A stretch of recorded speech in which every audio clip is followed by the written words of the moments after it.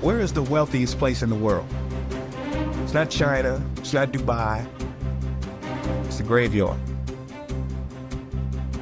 Because in the graveyard, you will find inventions never invented, businesses never erected, songs never sung, books never written, ideas never nurtured, people never realized.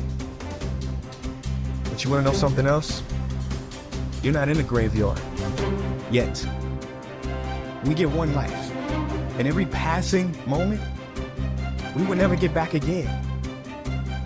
The problem is, you think you have time. Stop wasting your life. How many hours a day you waste, or how many hours a week you waste. And the classic answer is something like 4 to 6 hours a day. You know, inefficient studying, watching things on YouTube that not only do you not want to watch, that you don't even care about, that make you feel horrible about watching after you're done. That's probably 4 hours right there. You know, you think, well, that's 25 hours a week. It's 100 hours a month. That's 2.5 full work weeks. It's half a year of work weeks per year. And if your time is worth $20 an hour, which is a radical underestimate, it's probably more like 50 if you think about it in terms of deferred wages. If you're wasting 20 hours a week, you're wasting $50,000 a year. And you are doing that right now. And it's because you're young, wasting $50,000 a year is a way bigger catastrophe than it would be for me to waste it, because I'm not going to last nearly as long. And so if your life isn't everything it could be, you could ask yourself, well, what would happen if you just stopped wasting the opportunities that are in front of you? You got to be very intentional and deliberate. The stuff that you're dreaming about, the stuff that you want to happen, it's not going to happen by osmosis. Like, you got to get up and you got to go after it. And what the devil wants you to do, what the enemy wants you to do, is get distracted and focus on stuff you shouldn't be focusing on. He wants you to stay in bed. What he would love to do is for you to waste these next 2 or 3 weeks. People spend time waiting for when the time is going to be right. They're waiting for the pieces to fall into place. They're waiting for the planets to align. They're waiting for everything to be all set. It's not going to happen. You want to know when the time is right? The time is right now. All you have to do to kill procrastination is just start. More active and commendable still is the person who is waiting for the daylight and intercepts the first rays of the sun. Shame on him who lies in bed dozing when the sun is high in the sky, whose waking hours commence in the middle of the day.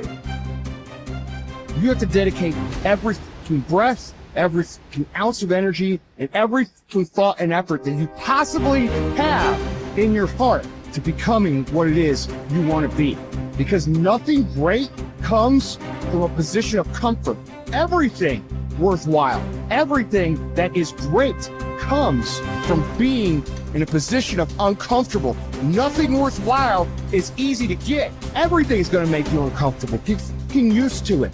And if you can get used to being uncomfortable, your fucking limits are non-existent. Everything strives to become all it can possibly be. And that striving to become is what discipline is all about.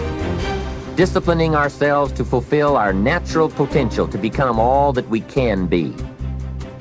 And finally, discipline attracts opportunity. Opportunity is always looking for ambition and skill in action. Discipline taps the unlimited power of commitment.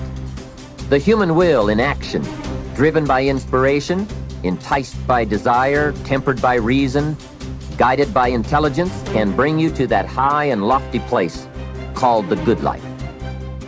Discipline, those unique steps of intelligent thought and activity that put a lid on temper and a faucet on courtesy, that develop positive and control negative, that encourage success and deter failure, that design lifestyle and control frustration, that enhance health and curb sickness, that promote happiness and manage sadness.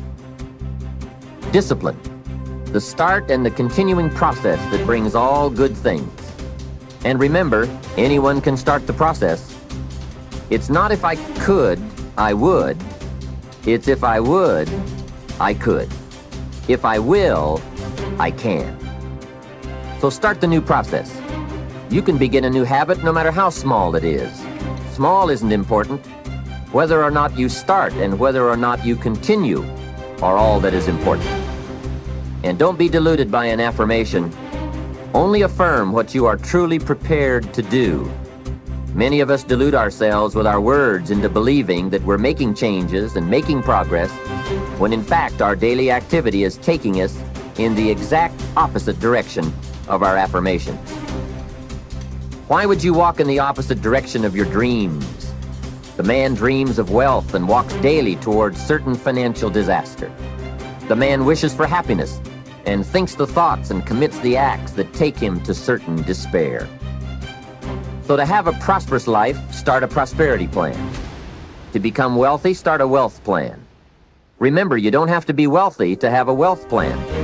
A person with no means can have a rich plan. If you are ill, start a health plan. If you don't have energy, start an energy plan. If you don't feel good, start a feel-good plan. If you're not smart, start a smart plan. If you can't, start a can plan. If you haven't, start a have plan. Anyone can.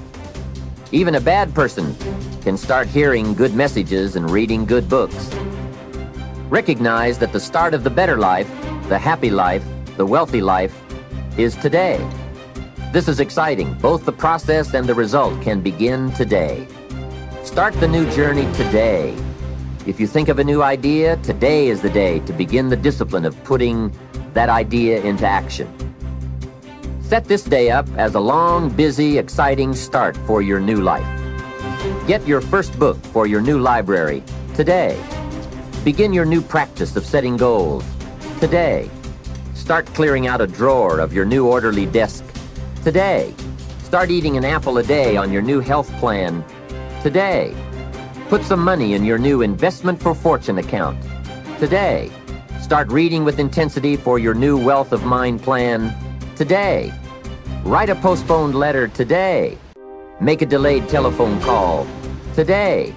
Pick up your camera and take a picture of something to start your new treasury of photographs today. Get some momentum going on your new commitment to the better life. See how many activities you can pile on in this first day. Go all out. Break away from the negative downward pull of gravity. Start the thrusters going.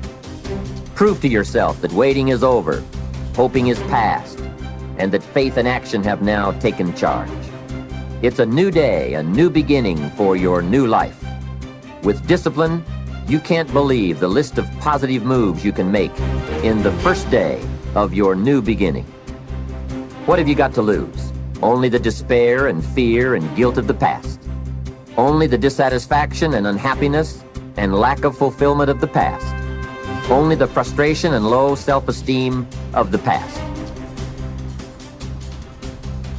Don't let yourself forget how many doctors have died, furrowing their brows over how many deathbeds, how many astrologers after pompous forecasts about others' ends, how many philosophers after endless disquisitions on death and immortality, how many warriors after inflicting thousands of casualties themselves, how many tyrants after abusing the power of life and death atrociously, as if they were themselves immortal. How many whole cities have met their end? Haile, Pompeii, Herculaneum, and countless others. And all the ones you know yourself, one after another. One who laid out another for burial and was buried himself, and then the man who buried him, all in the same short space of time. In short, know this: human lives are brief and trivial. Yesterday, a blob of semen. Tomorrow, embalming fluid, ash. To pass through this brief life as nature demands. To give it up without complaint. Like an olive that ripens and falls. Praising its mother, thanking the tree it grew on. If you do the task before you, always adhering to strict reason with zeal and energy, and yet with humanity, disregarding all lesser ends and keeping the divinity within you pure and upright, as though you were even now faced with its recall.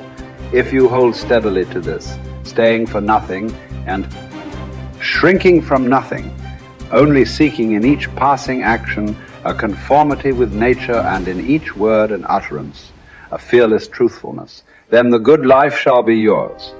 And from this course, no man has the power to hold you back. Soon you'll be ashes or bones, a mere name at most. And even that is just a sound, an echo. The things we want in life are empty, stale and trivial. Dogs snarling at each other, quarreling children, laughing and then bursting into tears a moment later. Trust, shame, justice, truth, gone from the earth and only found in heaven. Why are you still here? Sensory objects are shifting and unstable. Our senses dim and easily deceived. The soul itself a decoction of the blood. Fame in a world like this is worthless. And so, wait for it patiently, annihilation or metamorphosis. And until that time comes, what? Honor and revere the gods. Treat human beings as they deserve. Be tolerant with others and strict with yourself. Remember, nothing belongs to you but your flesh and blood, and nothing else is under your control.